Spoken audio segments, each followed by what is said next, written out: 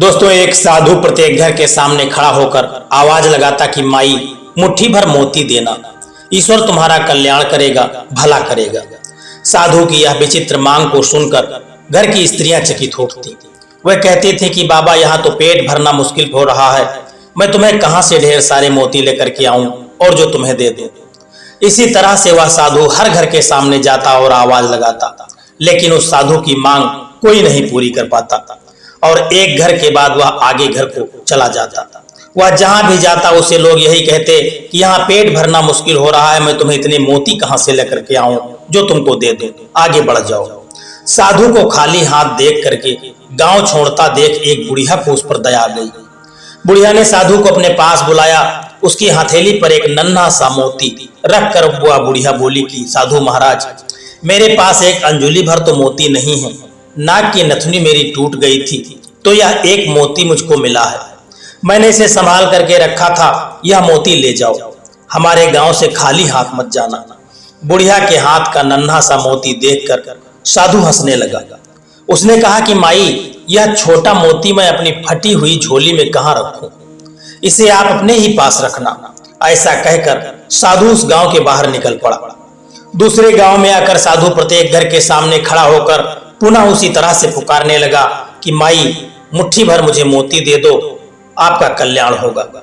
उस गांव के एक छोर में एक किसान का घर था। वहां मोती मांगने की चाह उसे घर के सामने ले गई।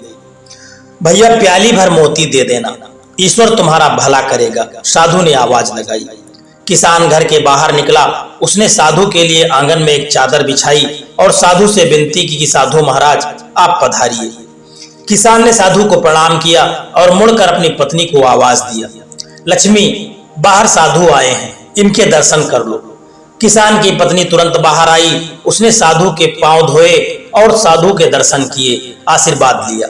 किसान ने कहा कि देख लक्ष्मी, साधु जी बहुत भूखे हैं, इनके भोजन की तुरंत व्यवस्था करो। पत्नी ने अपने पति की आज्ञा मानी और भोजन की तत्काल व्यवस्था कर दी। अंजुली भर मोती लेकर पीसना और उसकी रोटियां बनाना, तब तक मैं मोतियों की गागर लेकर के आता हूं। ऐसा कहकर वह किसान खाली गागर लेकर के घर से बाहर निकल पड़ा। कुछ समय के बाद जब किसान वह घर लौट करके आया, तब तक लक्ष्मी ने भोजन बनाकर तैयार करके रखा था। साधु ने पेट भर भोजन किया। साधु बड़ा प्रसन्न हुआ। उसने हंसकर किसान से कहा, बहुत दिनों के बाद कुबेर के घर का भोजन मिला है, मैं बहुत प्रसन्न हूं।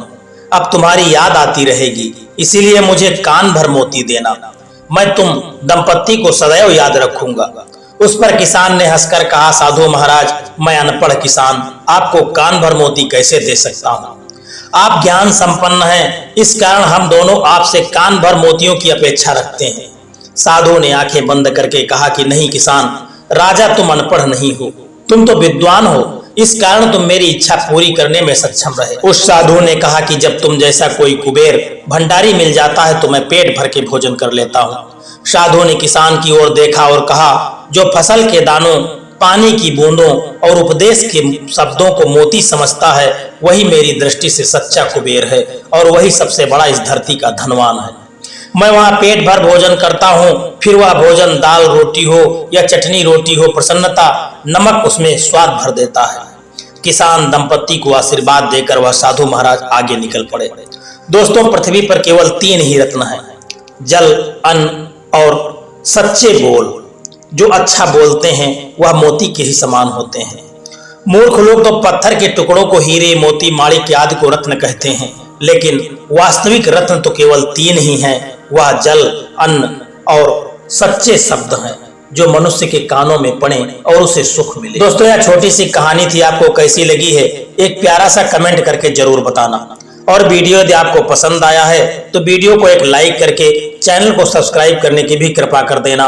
जय श्री कृष्णा, राधे राधे।